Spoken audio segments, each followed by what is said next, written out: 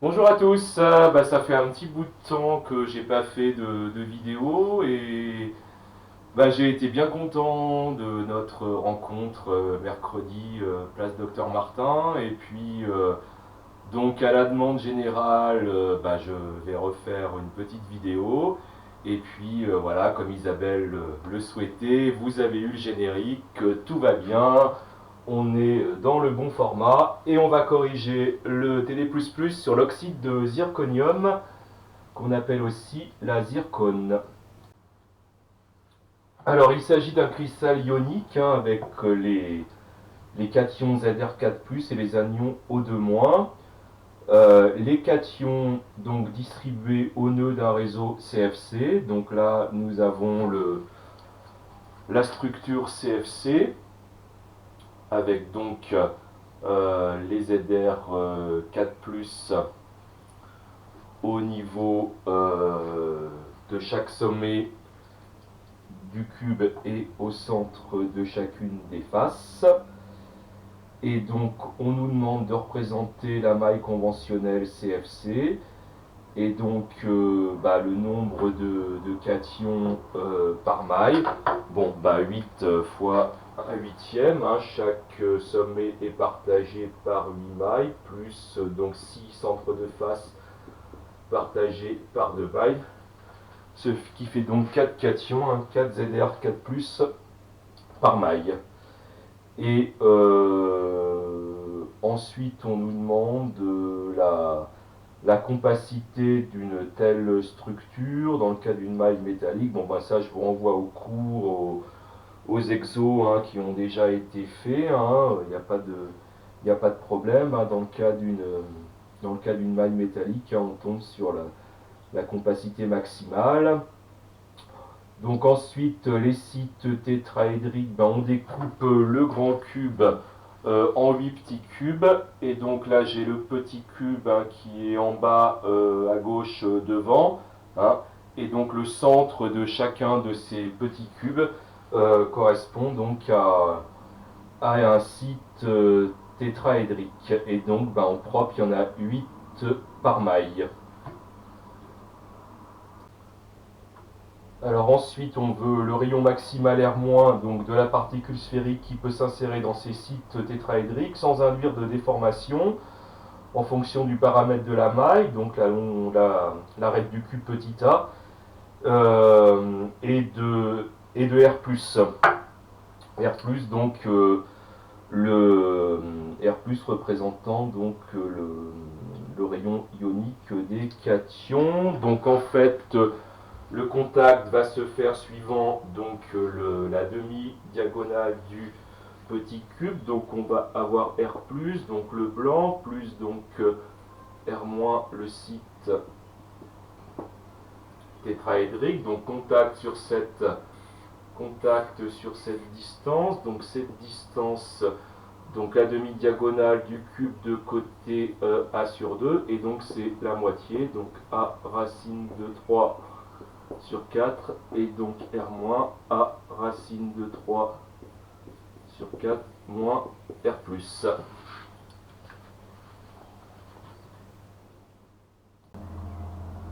Alors ensuite les anions occupent tous les sites tétraédriques de la maille CFC formés par les cations. Donc en propre, on va avoir 8 anions par maille, donc on a 4 cations, donc on a 4 Zr4+ pour 8 O2-. Voilà. au niveau de la population, donc ce qui va faire 1 pour 2. Hein. Donc la formule statistique, ça va être donc ZrO2 solide. Hein. ZrO2 solide, le dioxyde de zirconium. C'est comme dans l'exercice 3 sur le platine, hein, on avait du PTX2 solide. Hein. C'est la même stoichiométrie. Donc, notons bien ici que ce sont bien les anions hein, qui occupent le CFC et les anions qui occupent les sites. Hein. Alors c'est vrai que dans le cours on a dit que souvent hein, c'était l'inverse, hein, que souvent les anions plus gros occupaient les nœuds enfin les positions hein, du réseau CFC et que les cations plus petits occupaient les sites. Alors ici c'est l'inverse. Hein. Ici c'est l'inverse. Alors c'est une structure ionique hein, qui ne fait pas partie du programme. Hein. C'est la structure qu'on appelle fluorine. Hein.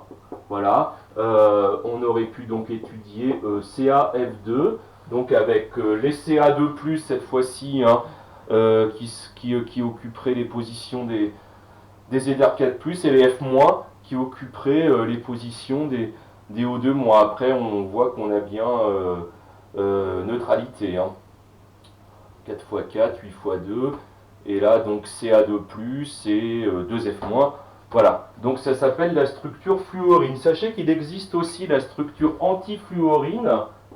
Alors la structure antifluorine, c'est par exemple hein, K2O. Hein, K2O solide. Hein. Donc là, on a 2K plus pour un O2-. Là, ce sont donc bien les anions O2- qui vont occuper le CFC et les cations K+, hein, qui vont occuper tous les sites tétraédriques. Voilà, ça fait donc 4 O2- pour 8 K+, donc ça fait bien 1 pour 2, donc K2O solide. Donc ça c'est la structure symétrique hein, qui s'appelle antifluorine. Voilà pour ces structures différentes de celles du cours. Je rappelle hein, que sur le drive, vous avez le lien hein, vers le site de cristallochimie hein, qui permet de voir les structures et de les manipuler. Bon, bah, vous l'avez déjà fait. Et j'avais fait une petite remarque hein, justement sur la structure fluorine et sur la structure antifluorine à la fin de la petite feuille que je vous avais faite hein, pour vous donner quelques explications et recommandations pour utiliser ce site. Voilà. Il y a aussi la cuprite, hein, Cu2O, qui est étudié dans un exercice qui doit être l'exercice 6, je crois, hein, du cours. Hein, et là, vous l'avez.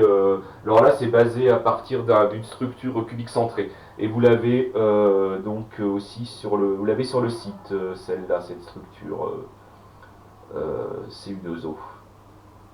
Voilà, pour faire un panorama un peu plus général. Alors, au niveau de la coordinance, question suivante, coordinance d'un anion par rapport aux cations et des cations par rapport aux anions. Donc, pour les cristals ioniques, comme vous le savez, hein, il faut indiquer deux indices de coordination. Hein, et pour les cas qu'on avait déjà vus, qui sont au programme, en fait, ce sont les mêmes. Hein. Ce sont les mêmes, hein, 8,8 pour le CSCl, 4,4 pour le Na, 6,6 pour le NaCl, environnement octaédrique, et 4,4 pour la blinde, hein, ZNS, environnement tétraédrique. Là, attention, parce que, en fait, dans cette structure qui n'est pas au programme, donc on a pour un O2-, hein, pour un O2-, donc on a 4 voisins ZR2+, hein. Donc pour l'anion par rapport au cation, on a 4 voisins ZR2+, pour un O2-. Et alors pour le cation par rapport à l'anion, ben, un ZR4+, a 8 voisins au 2-. Hein. Donc là, on est en structure tétraédrique, mais x2. Hein. Du coup, donc la coordinance, hein, 4, 8. Hein. Donc c'est pas les deux mêmes chiffres, hein, puisque pour le cation par rapport à l'anion, hein, par rapport à la blinde, ça double, hein, ça fait 8. Voilà, et enfin pour la masse volumique, donc masse des ions dans le cristal, hein, divisé par le volume de la maille. Donc attention à la population. Hein. Alors pour la masse d'un ion, je vais prendre la masse d'un atome, hein, comme d'habitude, hein, divisé par le nombre d'Avogadro. Donc là, ça va faire 4 fois masse molaire du zirconium, hein, divisé par nombre d'Avogadro. Après, j'ai 8 fois masse molaire oxygène, hein, divisé aussi par le nombre d'Avogadro, et puis donc divisé par petit a au cube. Donc c'est bien ce qu'on nous demandait, hein, masse volumique en fonction du paramètre de la maille, de la masse molaire, du zirconium, de l'oxygène et du nombre d'Avogadro. Voilà pour cette variante, une structure qui n'a pas été définie dans le cours, une structure qui n'a pas été étudiée dans le cours, une structure qui n'est pas a priori au programme, mais comme on nous donne tous les éléments pour comprendre et travailler avec cette structure, bah on a toutes les connaissances et les compétences qu'il faut, hein, pour le faire. Donc voilà ce petit exo d'approfondissement. Voilà pour cette petite vidéo. Je ferai peut-être une dernière vidéo. Là, bah, on commence à voir le bout du tunnel. Hein. C'est l'avant-dernière ou c'est la dernière. Il y en aura peut-être une autre. Mais alors j'ai fait une grosse bêtise. J'ai écrit sur mon tableau avec un marqueur qui n'est pas approprié. Et donc bah, maintenant j'ai réussi quand même à le revoir. Mais le problème c'est que quand j'écris, c'est pour ça que j'écris en bas. Quand j'écris dans la zone où j'avais mis du marqueur, eh bien j'ai beaucoup de mal à effacer. Voilà, donc ça explique l'organisation un peu nouvelle du tableau, et puis donc il est temps que ça se termine. Hein. Et comme il reste 3 semaines, hein, et puis on voit vraiment le bout là maintenant. Hein. Donc eh bien nous pouvons le dire, nous avons tenu tout ensemble. Bravo la MPSI 3. Hein, vous savez ce que je pense de vous. Eh bien, je suis extrêmement satisfait et impressionné, hein, de la façon dont vous avez géré et réussi à traverser cette période. Je ne veux pas dire de bêtises. Hein, je crois qu'on en est à la 10e semaine à distance. Je vérifie sur mon ordinateur. C'est ça. C'est ça, ouais. Donc là, on en aura donc 10, 11, 12, 13. On aura eu donc 13 semaines à distance, qui est absolument considérable, hein, puisque ça fait plus d'un tiers de l'année, hein, entre 35 et 40%. Et vous avez été absolument formidable. Et c'est grâce à la cohésion de la classe, hein, avec tous les enseignants et entre vous et entre nous, hein, que tout ça a pu être possible. Et je termine en rapportant ce qui a vraiment été général lors de nos retrouvailles de mercredi dernier. Rien ne vaut le présentiel, c'est ce que vous avez dit, hein, absolument rien ne vaut le présentiel.